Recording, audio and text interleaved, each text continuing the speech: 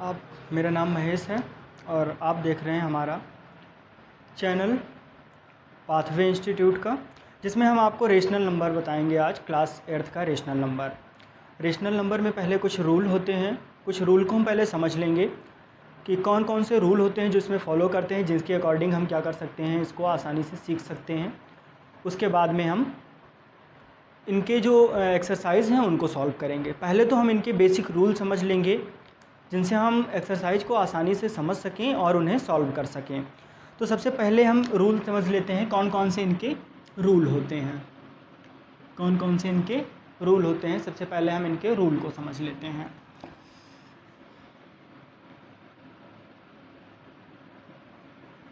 Rule, इनके rule में सबसे पहले हम समझ लेते हैं कि कौन कौन से इनके पास प्रॉपर्टी होती है, कौन कौन से इनके पास गुण होते हैं जिनकी वजह से ये क्या करते हैं, कौन कौन सी प्रॉपर्टीज़ होती हैं ये, जिन प्रॉपर्टीज़, ये प्रॉपर्टीज़ हैं। तो और ये रूल कौन से रूल होते हैं या कौन से नियम होते हैं या कौन से इनके गुण होते हैं, सिंपल सी बात है। तो हम ये समझ पाएंगे, क्वालिटी हम कह सकते हैं लेकिन यहाँ पर हम प्रॉपर्टी ही कहेंगे, ठीक है। और यह कौन कौन से नियम होते हैं हम कह सकते हैं जिनसे इन क्वेश्चंस को हम सॉल्व करते हैं। दो बातें हैं जिनको हमें दोनों के दोनों सीखने हैं इसमें। तो सबसे पहले हम ये देखते हैं कि जो हमारा प्रॉपर्टी है, इस प्रॉपर्टी में होता है एक रेशनल नंबर में हमारे पास जो है दो प्रॉपर्टीज़ होती हैं और इन दोनों प्रॉपर्टीज़ को हम यहाँ पर देखेंगे कि कैसे सॉल्व करें। जैसा एक होता है कम्यूटेटिव लॉ या प्रॉपर्टी हम कहते हैं,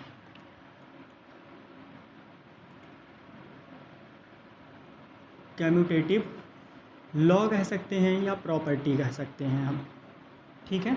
लॉ कह सकते हैं या प्रॉपर्टी कह सकते हैं। हम इनको समझेंगे कि इनको हम कैसे करते हैं, ठीक है। तो इनमें जो होती है, जो हमारे नियम होते हैं वो कम्यूटेटिव प्रॉपर्टी के अकॉर्डिंग अगर देखा जाए रेशनल नंबर में, ठीक है,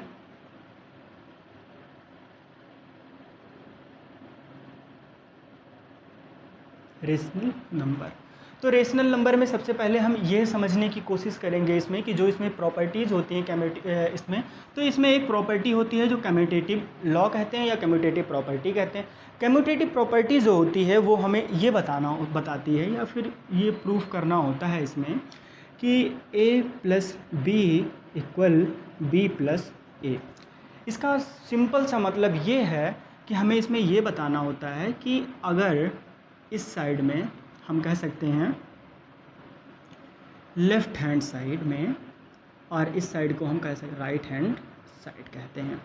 तो हम कहेंगे जो लेफ़्ट हैंड साइड है उसमें अगर दो नंबर दिए हुए हैं और उसके इक्वल के इस साइड में दो नंबर दिए हुए हैं लेकिन इनके प्लेस चेंज हैं। आप यहाँ पर देख पा रहे होंगे कि यहाँ पर b लिखा हुआ है इस साइड में और यहाँ पर b लिखा हुआ है प्लस के पहले साइड में। तो क्या ऐसा होता है कि इसके जो RHS हैं, ये LHS हैं, ये आपस में बराबर होते हैं। ये बात तो आप समझ पा रहे होंगे। RHS और LHS जब आपस में बराबर होते हैं, बैलेंस होता है जब इनमें, तो हम इक्वल के साइन का यूज़ करते हैं। किसके साइन का यूज़ करते हैं? हम इक्वल के साइन का यूज़ करते हैं।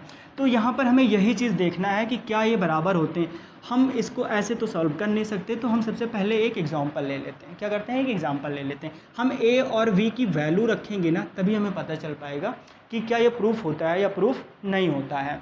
तो a = हम 2 ले लेते हैं और b = हम 3 ले लेते हैं। तो यहाँ पर a और a + b है, तो नॉर्मल से हम यहाँ पर लिख सकते हैं 2 + 3 = 3 + 2, 3 to 5 होता है और यहाँ पर 3 to 5 होता है। तो हम ये चीज़ समझ पा रहे होंगे कि ये 5 = 5, यहाँ पर यही लिखा है 5 = 5। इसका मतलब ये है RHS और LHS बराबर होते हैं।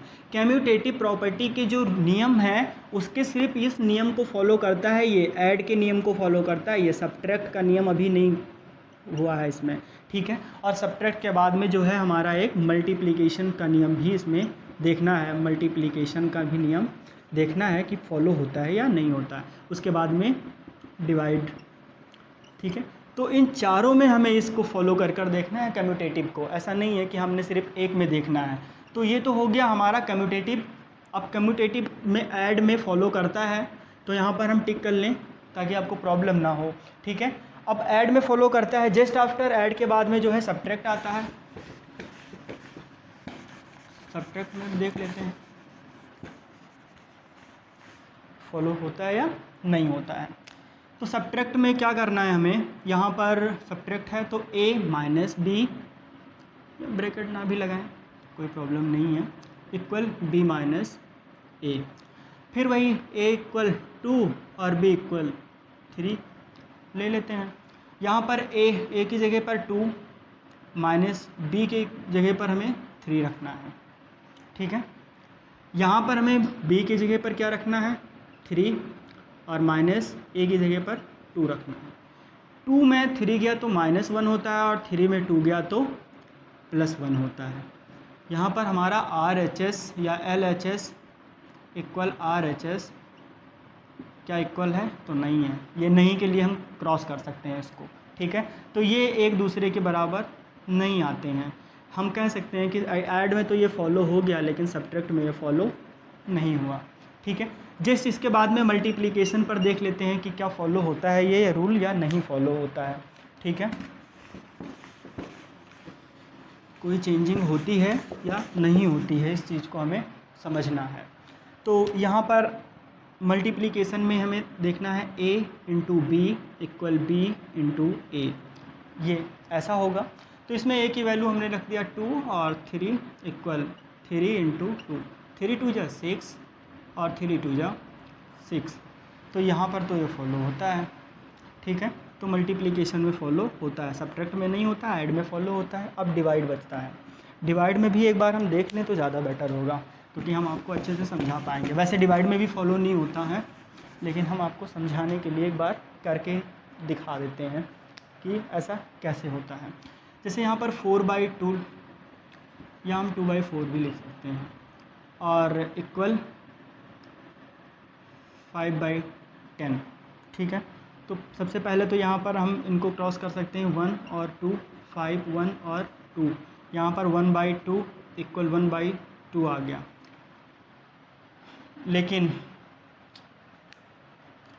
हमने थोड़ी सी गलती कर दी। क्या गलती कर दी, क्योंकि हमें 2 नंबर लेना है, a और b हमने एक ही नंबर लिया, हम 2 नंबर ले लेते हैं नॉर्मल। जैसे a divide by b equal c divide by d, इस तरीके से सॉल्व करना पड़ेगा। जैसे हमने वहाँ किया था a plus B equal b plus A, तो यहाँ पर क्या किया था हमने इसके नंबर्स को चेंज कर दिया था, ठीक है। तो यहाँ पर भी हमें वही करना पड़ेगा। जैसे यहाँ पर a बाई बी लिखा हुआ है तो इस साइड में आ गया इक्वल के, ये डिवाइड हो गया, a से b का डिवाइड किया गया है और इक्वल के बाद में b को a से डिवाइड किया गया है, ठीक है। b को a से डिवाइड किया, a को b से डिवाइड किया गया, यहाँ पर b को a से डिवाइड किया गया, मतलब सिर्फ इनके वो चेंज हो गए हैं, नंबर्स चेंज हो गए, बाकी चीज़ें वैसे की वैसी ही हैं। तो इनको इरेज कर दें, इनसे तो आपको कोई काम नहीं है। आइए यहाँ पर देखते हैं। अब a की जगह पर हम 2 ले लेते हैं, b की जगह पर हम 4 ले लेते हैं। तो बस a और b ही लिखा हुआ है यहाँ पर। 2/4 इक्वल 4/2, 2 1 जा 2, 2 2 जा 4, 2 1 जा 2, 2 2 जा 4। तो यहाँ पर क्या आ गया 1/2 इक्वल 2/1।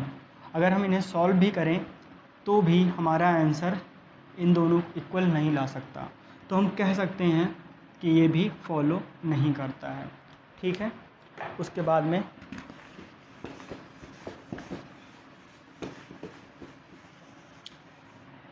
कम्यूटेटिव लॉ के ऐड में फॉलो करता है, सब्ट्रैक्ट में फॉलो नहीं करता है। मल्टीप्लिकेशन में फॉलो होता है ये रूल। अगर उसके नंबर चेंजिंग हो जाती है इक्वल के इस साइड या उस साइड में तो कोई फ़र्क नहीं पड़ता है या फिर कोई इफ़ेक्ट नहीं पड़ता है। इस बात को मैं आपको समझा रहा हूँ, ठीक है। उसके जस्ट बाद में आता है डिवाइड। डिवाइड में भी अगर उसके नंबर्स चेंज हो जाते हैं इक्वल के इस साइड में उस साइड में, सिर्फ उनके प्लेस चेंज हो जाते हैं, नंबर्स नहीं चेंज होते हैं, तो उसमें फ़र्क पड़ता है। मतलब अगर प्लेस बदल जाती है तो वैल्यू बदल जाती है। ऐसा सिर्फ 2 के साथ होता है, डिवाइड के साथ होता है और सब्ट्रैक्ट सब्ट्रैक्ट के साथ होता है और डिवाइड के साथ होता है, ठीक है। तो ये हमने आपको बता दिया। उसके जस्ट आफ्टर जो है नया, ये तो कम्यूटेटिव रूल है जो कि हमने आपको बताया है। इसके बाद में जो है वो दूसरा नियम है, और ये कौन सा रूल है? कम्यूटेटिव के बाद में आता है एसोसिएटिव प्रॉपर्टी। एसोसिएटिव प्रॉपर्टी क्या होती है आप समझ लीजिए। एसोसिएटिव प्रॉपर्टी, एसोसिएटिव प्रॉपर्टी कैसी प्रॉपर्टी होती है, थोड़ा सा हम इसके बारे में पहले समझ लेते हैं ताकि आपको आसानी से समझ में आ जाए। जैसे कि यहाँ पर एक नंबर है a प्लस बी, हमने आपको जैसा कि बताया दो नंबर a प्लस बी और प्लस सी, हमने आपको दो नंबर बताया a प्लस बी प्लस सी, लेकिन थोड़ा सा इसमें बदलाव कर दें, ए को ब्रैकेट में कर देते हैं और सी को बाहर कर देते हैं दूसरी साइड में, क्योंकि इसका जो इसमें रेशनल नंबर में जो भी हमें रूल अप्लाई करना है उसमें हमें सिर्फ इस बात को ही समझना है कि उसके प्लेस को ही बदल दिया जा रहा है, स्थान को बदल दिया जा रहा है। ठीक है, मान लीजिए कि आप पहले यहाँ बैठे थे, अब उठा के वहाँ बैठा दिया गया, तो आपको जब यहाँ से वहाँ बैठाया गया तो क्या आपके वैल्यू में कोई बदलाव हुआ? मान लीजिए कि आप घर में बैठे थे, अब आपको गेट पर बैठा दिया गया, तो घर पे जब घर के अंदर बैठे थे तो आपकी प्लेस कुछ और थी, लेकिन अगर आप गेट पर आपको सिर्फ बैठा दिया जाए और कहा जाए आप गेट पर बैठेंगे, और अगर आपके हाथ में एक स्टिक भी दे दिया जाए तो आप क्या समझेंगे?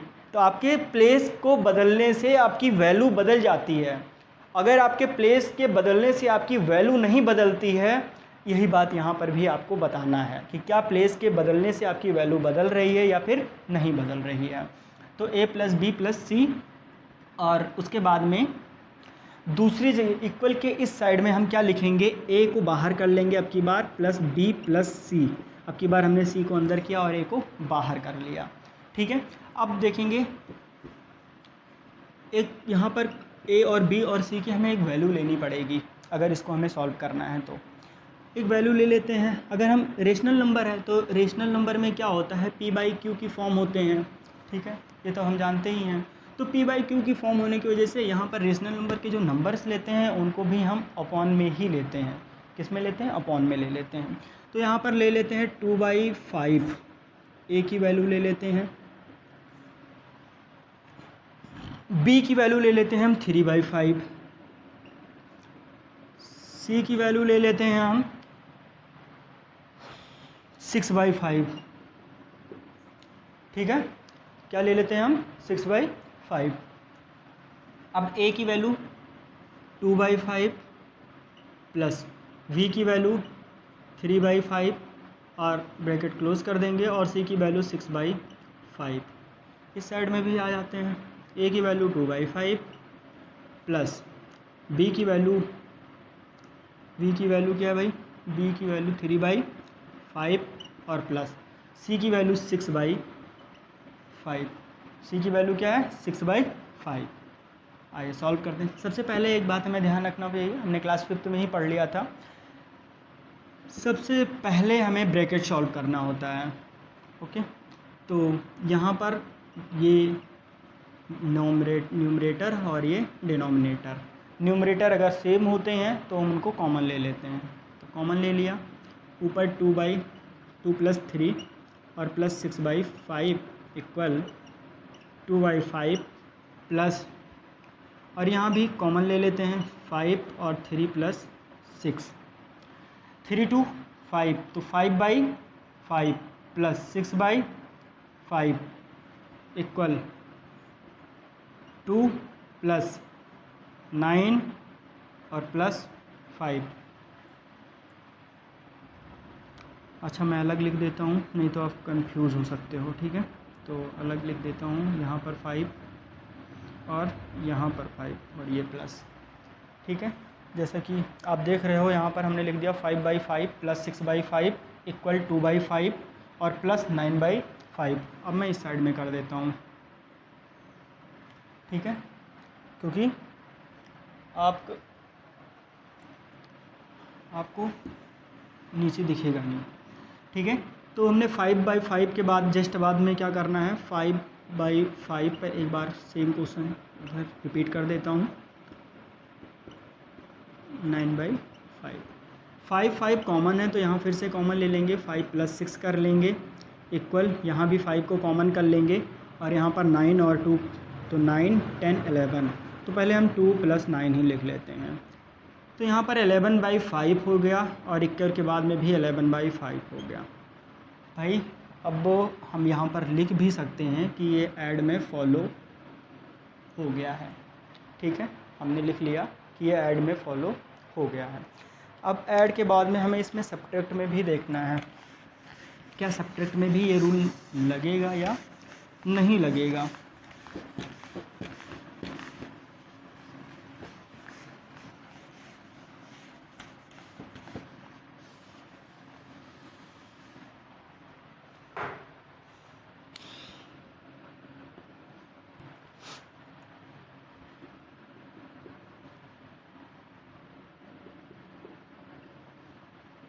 तो आइए देखते हैं, सब्ट्रैक्ट में भी वही हमें सेम करना है, a - b और ब्रैकेट में -c इक्वल, यहाँ पर हमें बाहर निकालना a को, तो हमने a को बाहर निकाल दिया और माइनस और ब्रैकेट में हमने क्या लिख दिया, b - c लिख दिया।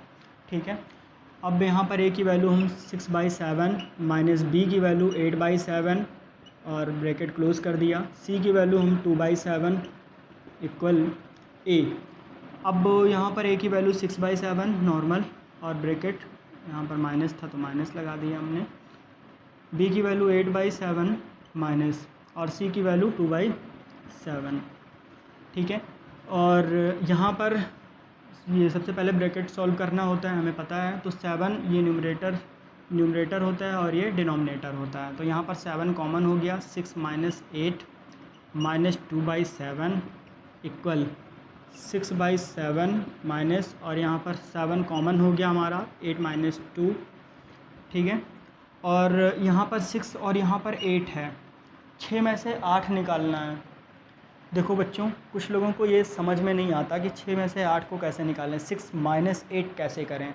ठीक है, तो आपको थोड़ा भी परेशान होने की ज़रूरत नहीं है। यहाँ पर आपको ये समझ लेना है, अगर आप उधार समझ पा रहे हों तो, कि आप किसी सामने वाली दुकान पर 6 रुपये की कोई चीज़ खरीद के आप उधार हो गए हो, उसका बस 6 रुपये नहीं उधार हुए हो आप, 8 रुपये उधार हुए हो, क्योंकि माइनस का 8 है। अब 8 रुपये अगर आप उधार हो तो माइनस मतलब आपके लिए तो वो माइनस ही है, उधार का मतलब ही माइनस है। और 6 रुपये आपके जेब में पड़े थे या फिर दूसरे दिन आपको मिल गए और उस 6 रुपये को आपने इनको दे दिया सामने वाले दुकान पर, तो आपने 6 रुपये अगर भैया को वापस दे दिया तो आपके पास, आप उसके 8 रुपये उधार थे तो 2 रुपये तो आप अभी भी माइनस में ही हो ना, तो यहाँ पर 2 रुपये बच जाएंगे। आप ऐसे कर सकते हो। ठीक है, माइनस प्लस का कभी भी आएगा कि प्लस माइनस में माइनस का लगेगा सिंबल या प्लस का सिंबल लगेगा, तो आपको बिल्कुल परेशान होने की ज़रूरत नहीं है। आपको क्या करना है, इतना समझ लेना है, जो माइनस वाली वैल्यू है वो हम किसी के उधार हैं, जो प्लस वाली वैल्यू है वो हमारे पास कैश पड़ा है, हम उसको देकर और समझ लेंगे इसको। ठीक है, उसके बाद में -2/7 आ गया, क्योंकि यहाँ माइनस लगा था तो हमने इसको सेम ही लिख दिया है। और यहाँ 6/7 माइनस यहाँ 8 में से 2 यानी 8 - 2, तो यहाँ आया 6/7। ठीक है, यहाँ क्या आ गया, 6/7 आ गया। अब यहाँ क्या करना है, देखिए सबसे पहले तो समझ लीजिए यहाँ पर 2 और 2, तो 2 - 2 है और यहाँ पर भी, तो इनको पहले कॉमन ले लेंगे। यहाँ नीचे नहीं दिख रहा है, ओके।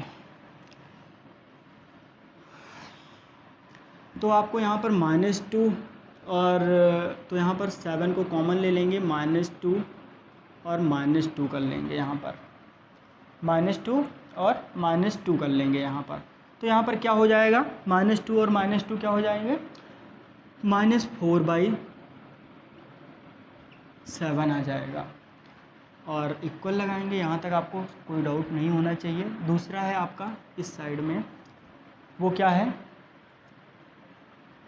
वो है आपका 6 - 6/7, तो यहाँ आएगा 0, ये तो 0 हो जाएगा क्योंकि 6 में से चला गया तो 0 बचता है और ये 0 तो सब 0, तो ये और इसके बराबर ये नहीं है, जहाँ तक हम यही देख पा रहे हैं। ठीक है, तो सब्ट्रैक्ट में ये नियम लागू नहीं होता है। हम एक बार इसको फिर से कर लेते हैं कि सब्ट्रैक्ट में ये नियम लागू नहीं होता है। ठीक है, उसके बाद में हम आते हैं नेक्स्ट पे। नेक्स्ट हमारा जो होगा मैं आपको बता देता हूँ।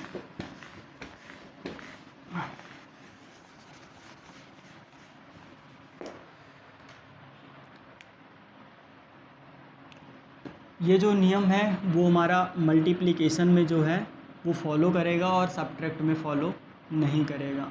ठीक है, एसोसिएटिव प्रॉपर्टी का जो रूल हमने बताया है आपको, वो जो a प्लस बी और प्लस सी था। ठीक है, अगर यहाँ पर ये सारी चीज़ें चेंज करेंगे तो ये आएगा और ये आएगा तब भी इक्वल होगा। मल्टीप्लिकेशन में बराबर ही आएंगे RHS और LHS। डिवाइड में ये नहीं फॉलो करेगा। आप चाहें तो करके देख सकते हैं इस क्वेश्चन को आगे। ठीक है, और अगर आपसे ना हो पाए तो आप हमें कमेंट सेक्शन में बता भी सकते हैं कि सर हमें फॉलो नहीं कर पाया हूँ या फिर मैं इस क्वेश्चन को नहीं समझ पाया। मैं आपको फिर से प्रोवाइड करवा दूंगा इसका मल्टीप्लिकेशन और डिवाइड का जो नियम है वो भी आप सभी को। उसके बाद में नेक्स्ट प्रॉपर्टी जो आती है वो आती है, नेक्स्ट प्रॉपर्टी जो है वो हमारा डिस्ट्रीब्यूटिव प्रॉपर्टी है।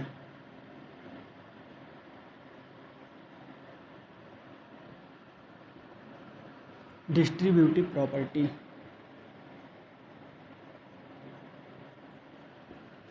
अगर हमारी राइटिंग आपको समझ में ना आ रही हो तो मैं बोल भी दे रहा हूँ, आप लिख लीजिएगा या सुन लीजिएगा, समझ लीजिएगा। ठीक है, a by B distributive property का जो नियम है वो क्या कहता है। सबसे पहले तो मैं वो लिख देता हूँ कि ये कुछ इस टाइप के बोलता है जो कि समझाने की कोशिश करता है और फिर पूछता है कि क्या ऐसा कुछ हो सकता है या नहीं हो सकता है। ठीक है, तो यहाँ पर हमें क्या समझ में आ रहा है, यहाँ पर हमें ये समझ में आ रहा है कि एक नंबर बाहर है, यहाँ पर सारे नंबर्स चेंज हैं। आप देख लीजिए, यहाँ A लिखा है, ये B है, ये C है, ये D है, ये E है और ये F है। ठीक है, तो सारे नंबर्स यहाँ पर क्या हैं, चेंज हैं, जिसमें हम सबसे पहले ये समझने की कोशिश करेंगे कि A बाई B जो है ये बाहर है। ठीक है, और C बाई D और E बाई F जो है दोनों ब्रैकेट के इनसाइड हैं। तो जब कभी भी इस तरीके का क्वेश्चन हो तो हमें क्या करना होता है, जो भी ये नंबर है कंप्लीट नंबर, ठीक है, जैसे कि ये तो हमारा रेशनल नंबर में आया है, ये नॉर्मल में भी आ जाता है ऐसे करके। ठीक है, तो इसका मतलब जब एक ब्रैकेट और एक ब्रैकेट के उस पार कोई नंबर लिखा, उस साइड में कोई मतलब राइट साइड में या लेफ़्ट साइड में जब कोई नंबर होता है, इनके बीच में जब कोई सिंबल ना लगे होते हैं तो हमें एक सिंबल इसमें हाइड होता है, वो क्या होता है, मल्टीप्लाई का सिंबल होता है। ठीक है, तो यहाँ पर अगर कोई सिंबल नहीं है बच्चों तो हम समझ लेंगे क्या है, मल्टीप्लाई का सिंबल लगा। और मल्टीप्लाई का मतलब हो गया इन दोनों का मल्टीप्लाई, क्योंकि ये दोनों के दोनों किस में हैं, ब्रैकेट में हैं। ठीक है, जब कोई चीज़ ब्रैकेट में होती है तो ये समझ लो कि जैसे ये दो दीवार के ऊपर बना हुआ घर, कुल मिला के हम कह सकते हैं, या एक परिवार, एक मेंबर्स, दो मेंबर्स हैं, एक परिवार है कि ये पूरा एक फैमिली है और इसके 2 मेंबर हैं, ये बाहर वाला है।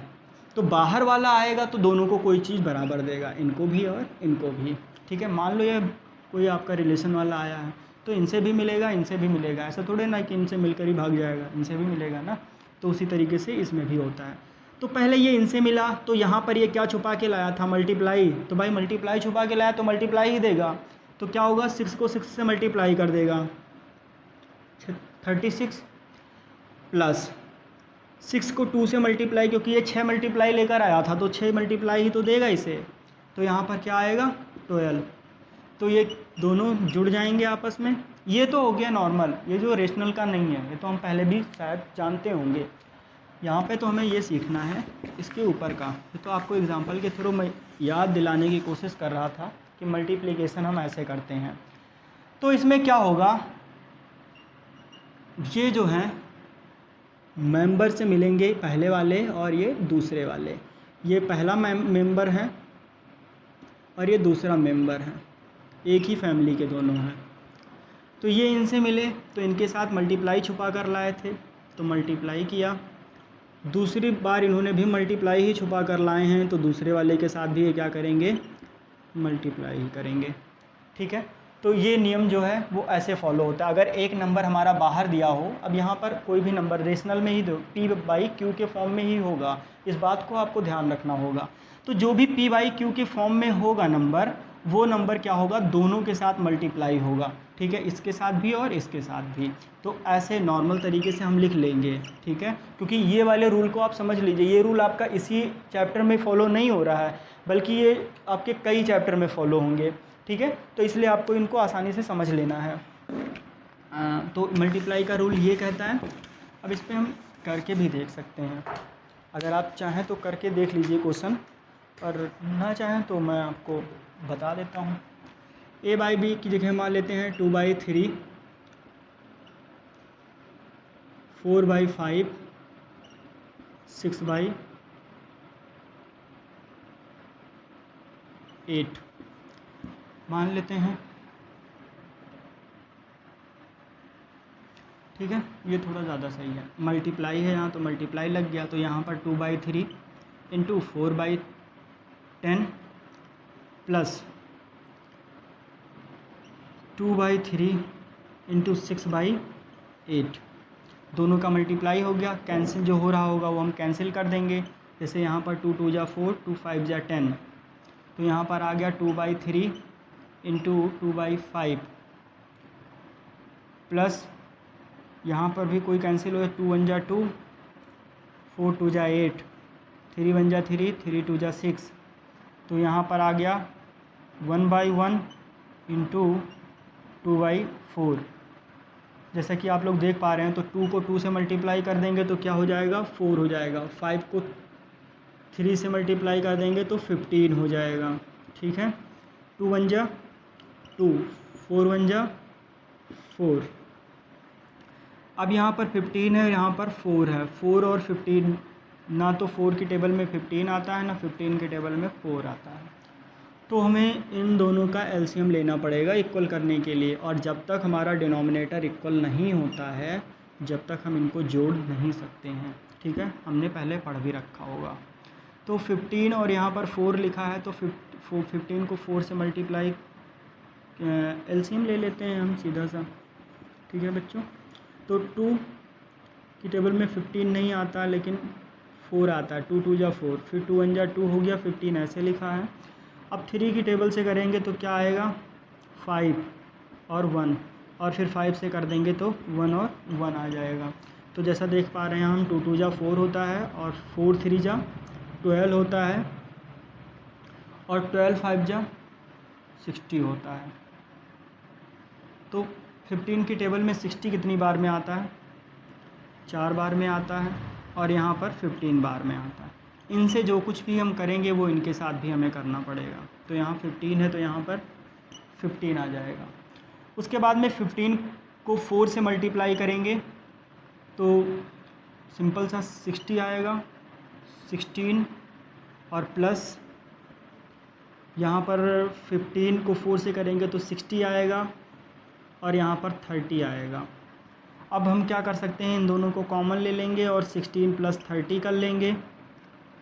तो 16 और 30 को जब हम ऐड करेंगे तो 46/60 हो जाएगा ये, ठीक है। अब इनको आप चाहो तो रिड्यूस करिए, चाहे तो छोड़ दीजिए, ठीक है।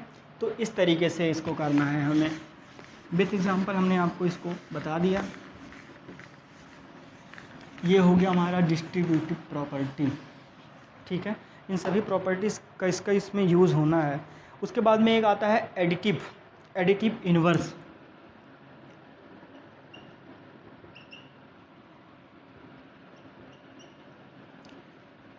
एडिटिव इन्वर्स जो है, एक दूसरा भी इसी के साथ आपको मैं बता ही देता हूँ। मल्टीप्लिकेटिव इन्वर्स, मल्टीप्लिकेटिव इन्वर्स जैसे कि यहाँ पर लिखा है, एक नंबर ले लेते हैं 6/11, ठीक है। यहाँ पर लिखा है 6/11। तो क्या करना है हमें, इक्वल के साइड में या फिर इनके इसी साइड में ऐसा नंबर इनके साथ करना है जिनसे कि ये 0 आ जाए कुल मिलाकर, ठीक है। इनके साइड में। तो बताइए आपको इनको किससे हमें कुछ करना पड़ेगा कि जीरो आ जाए, इनको किस में बदलना पड़ेगा? तो सिंपल सा बात है कि भाई हम अगर किसी चीज़ को जीरो लाना है तो हमें उससे उसको लड़ाना पड़ेगा, यानी कि उस नंबर को उसी नंबर से माइनस कर दें जीरो सब कुछ। जैसे कि 6/11 है तो -6/11 कर देंगे तो जीरो आ जाएगा, ठीक है। तो इस एडिटिव इन्वर्स में हमें बस यही करना है, हमें बस जीरो लाना है इस साइड में, इक्वल के साइड, मतलब हम कह सकते हैं RHS जीरो होना चाहिए। तो RHS जीरो तभी होता है अगर जो प्लस है उसको माइनस कर दें, जो माइनस है उसको प्लस कर दें। जैसे कि यहाँ पर -2/3 लिखा हो, ठीक है, तो हम यहाँ पर क्या लिख देंगे, प्लस का 2/3, यानी प्लस तो लिखना नहीं होता है। तो हम यहाँ पर क्या आएगा अब तो सिंपल सा है, देखो ये 3 हो गया, यहाँ पर 2 और यहाँ पर 2, तो ये जीरो। अब जब ये जीरो तो सब जीरो, ठीक है। तो इसका मतलब एडिटिव इन्वर्स में हमें क्या करना होता है, इक्वल के साइड में जीरो लाना होता है। जो नंबर हमारा दिया हो, कोई भी नंबर प्लस में दिया हो तो माइनस लगा देंगे, जो माइनस में हो तो प्लस कर देंगे, ठीक है। मल्टीप्लिकेशन में हमें क्या करना पड़ता है, इक्वल 1 आना चाहिए। इक्वल कितना आना चाहिए, 1। कुछ भी ऐसा करना है हमें कि 1 लाना है। जैसे कि यहाँ पर अगर लिखा हो 6/11, ठीक है, क्या लिखा हो 6/11, अगर यहाँ पर 6/11 लिखा हो तो हमें क्या करना है, यहाँ पर 11/6 कर देना है। अब हम ऐसा कर देंगे अगर, तो देखिए 6 से 6, 11 से 11, तो भाई 1 आ गया, जीरो थोड़े ना आएगा, अब तो 1 आएगा, ठीक है। जैसे मान लो यहाँ 2/3 लिखा है, 2/3 लिखा है, तो यहाँ पर -3/2 कर देंगे, -3 ये कैंसिल हो गया, जीरो आ गया, ठीक है। तो इस तरीके से हमें इसको करना होता है। मतलब यहाँ -2 था तो -2 + 2 कैंसिल, 3 2 और ये 2 कैंसिल, तो क्या आ गया, जीरो आ गया, मतलब सॉरी 1 आ गया।